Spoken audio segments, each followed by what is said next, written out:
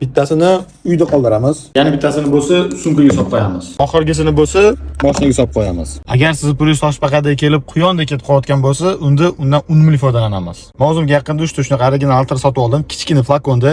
Ishonning, ana mana shu qarorim hayotimni ancha yengillashtirib, ancha komfortli qildi. Sababi atir olasiz, katta ob'yomda u na sumkangizga sig'adi, yo uyingizni ushlab turishingiz kerak, mashinadan ham sal qo'polroq turadi. Amnaqa kichkina ob'yomli atir bo'lsa, ishingizni ancha yengillashtiradi. Birinchidan, bittada 3 ta har xil hidrigini oldim men.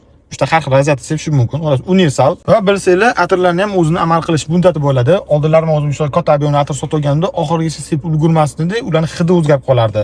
Anchadan beri sepmaganim sababli yoki sal issuvroq xonada turib qolgan sababli, bunaqa kichkina ob'yomli atirlarda bo'lsa, bunaqa narsa bo'lmaydi. Chunki siz tez ishlatib ulgurasiz. Va oxirgisi, o'zining shkopingizda har xil holatga mos qilib kiyim tayyor qilib qo'ygansizlar, to'g'rimi?